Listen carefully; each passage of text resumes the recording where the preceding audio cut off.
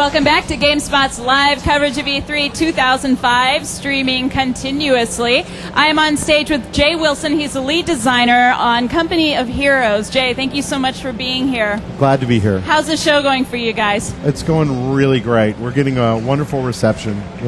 Probably the best reception we've ever gotten for any of our titles. And so the game is playable on the floor, right? We have a theater demo that's on the floor, and then behind closed doors, we have a playable demo that we run people through. Okay, well now this is a really interesting game, and it's so deep. There's so much going on, and the team is interesting too. So tell us a little bit about who's on the development team and how you guys came together and how the project came together. Well, Relic's done a lot of RTSs before Company of Heroes. Homeworld 1, Homeworld 2, yeah. Impossible Creatures, Dawn of War, and really the Company of Heroes team is kind of a composite of all of that. We've got the alumni of Homeworld 1, Homeworld 2. Yeah. I was the lead designer on Dawn of War and Impossible Creatures. The lead designer of Homeworld 2's on it. The lead programmer from Impossible Creatures. It's really an all-star. It's the best we have at Relic, other than the few people that we spared for the expansion pack for Dawn of War. And how long has it been in development? It's been in development for a little over 2 years. Wow. And you guys are in Vancouver, right? Mm-hmm. Okay. Yep. Well, why don't you go ahead and tell us about the game? Tell us about Company of Heroes. Well, Company of Heroes is a World War II RTS where the player takes control of a company of soldiers fighting across the Normandy campaign. It features a fully destructible environment. You can blow up everything. Every building, every barrel, The other day we were showing off a demo, and I open with that all the time, and then they said, "Can I blow up that building?" Yes, you can blow it up. What about that barrel? Yes, you can blow it up. It's all driven with Havoc 3.0 physics engine. Wow. Really intelligent squad AI. The units will react to the combat around them. They'll react to their environment. So if they see, if they're under fire, they'll dive for cover if there's some nearby, or they'll just go prone. If they're in friendly territory, they'll look calm and relaxed. Enemy territory, they'll look tense. There's over 2,000 animations per infantry unit. You've mentioned that before. You've called it the animation brain. That's yes. What it is. And so describe what that is fully then. Basically, it's a part of our tool set that allows our artists to simply take a state and say, oh, the AI is going to be in this state. It's going to be in friendly territory, and it's going to be walking, running. It's going to be tense. It's going to be not tense, and they can just apply animations to it just freely. And it allows them to do an enormous amount of animations. I mean, for Dawn of War, our top character had 150 animations, and it's known for having a lot of animations. Right. But 2,000 animations are on just our standard soldier in huge. Company of Heroes. So describe how the player will identify that they've crossed enemy lines, and what will they see in the animation? Well, what you'll typically see when the soldiers, when they leave kind of friendly territory is, normally they're kind of upright, they're calm, but you can actually kind of see it in the footage. As soon as they're under fire, they're immediately hunched down.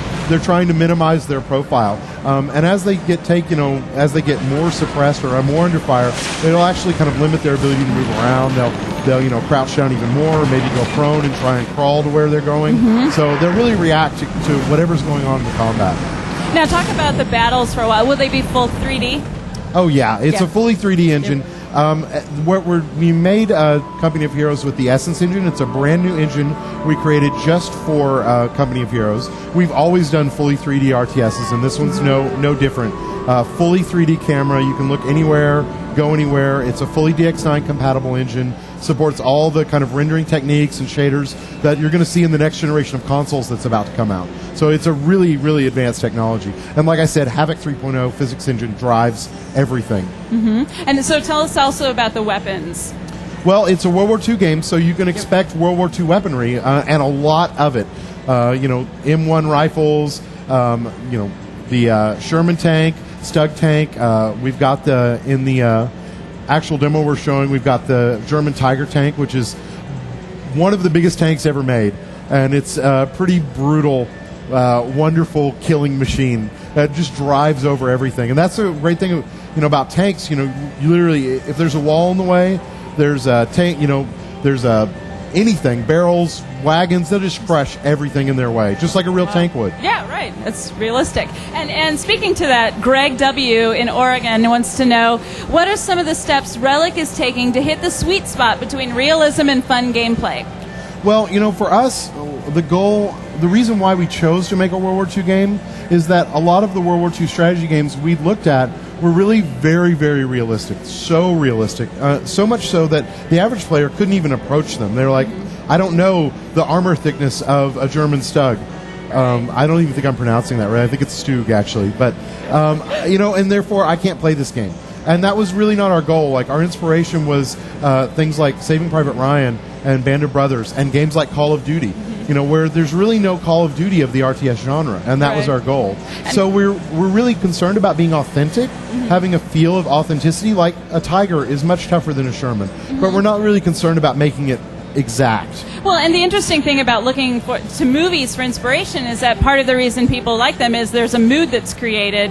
And in talking about the animations, 2,000 animations per soldier, I mean, obviously mood is a large part of that people are feeling something for the characters, right? Well, and that's a big focus. Cinematic experience has always been something we focused on at Relic Entertainment. Every project we've done has had a good story that we've tried to tell and present in a really strong way with our game engine. And Company of Heroes is not only no exception, it's really going to take us a step beyond that. We've created a completely new tool called the Movie Maker, which is part of our world builder.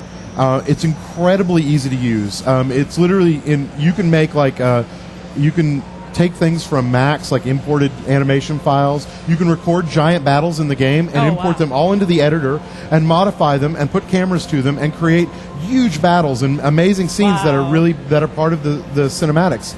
Similar kinds of cinematics that we did on Dawn of War took us weeks to put together, but we've been putting together like huge battle scenes that are that look like a movie in a couple hours with this system, and it's going to ship with the game, with the world builder. That's really cool. So people can make their own movies and their own maps right at release. That's amazing. And now, Will, could you describe, we don't have a demo for you to play one for us, but could you describe how a battle might play out, that maybe a battle in explanation that sets Company of Heroes apart from other RTS?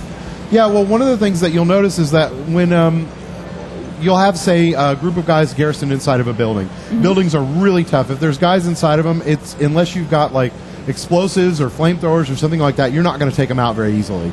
So you'd have, like, say, maybe some squads that would approach that, like, say, maybe an engineering squad, which is really good at taking out hard targets up close, and a rifle squad. Well, the rifle squad would immediately just dive and part for cover. They'd hide behind walls and barrels and everything to avoid the incoming fire, and you could use them, say, as a distraction. Okay. Have the machine guns, like, fire at them, and then flank the position. We've got a true line of sight model, and, all of our weapons have true arc of fire, so if you've got, say, a machine gun coming out of a window, it's only going to be able to fire in so many directions. In most RTSs, if the enemy can see you, they can shoot you. But that's not the case in Company of Heroes. So a lot of the times what we'll do is take that engineering squad, flank them around a building or through an alley, come up aside and toss a satchel charge in the window and blow the building all to heck. I don't know whether I can say anything more. Yeah, you can say that. I'll blow it all to hell then.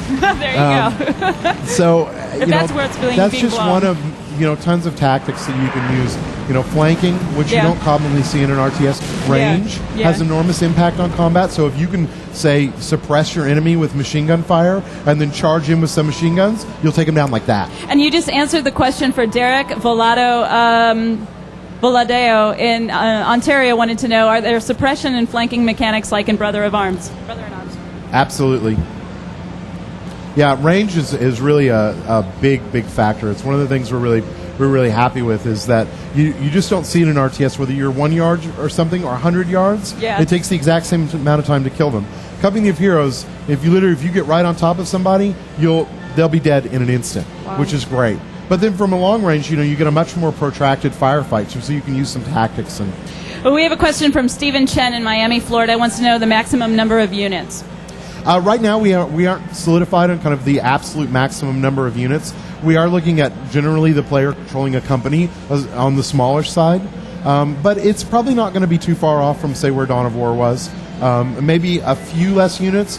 If we choose to do a few less units, it's primarily for gameplay, because we're really focusing on trying to do really intense squad tactics, not huge, epic, giant battle of just zerging tons of guys on the enemy. Right. We want people to really kind of use their squads and value them. John in New York wants to know, he says, it looks like the game really makes good use of the graphics engine, which it does. Do the specs suffer? Well, it is a next generation game, so the specs are going to go up a little bit. But, when we showed Dawn of War last year, the main thing we heard from everyone was, oh, that's not real. We don't believe that's real. That's never going to run on a computer if it is real. And it came out. It ran on a good range of systems, and it was that was the actual game. Yeah. And it's the same thing with Company of Heroes. We make all our engines to be very scalable, so that players can turn on and off features to be able to optimize it to their system spec. So when it's done, it will be able to be playable on a wide range of systems. Okay, we're almost out of time. I was going to ask you about multiplayer. Yeah, We quickly. support 2 to 8 players, Yep. online, matchmaking, kind of the typical things you would expect. Yeah. There's a lot of other things that we're doing with multiplayer that I'm not allowed to talk about Okay, yet. all right. But, given the setting, we're trying to approach that in a completely new direct way, that Okay. has never been seen before. Excellent. Well, 15 minutes goes quickly, doesn't it? It sure does. When does it come out? 2006. 2006. Thank you so much. Thank you. Everyone keep watching Gamespot. We'll have a lot more information on Company of Heroes. We have a huge write-up already on the site. 2006. Right now we're going to show you Bandai.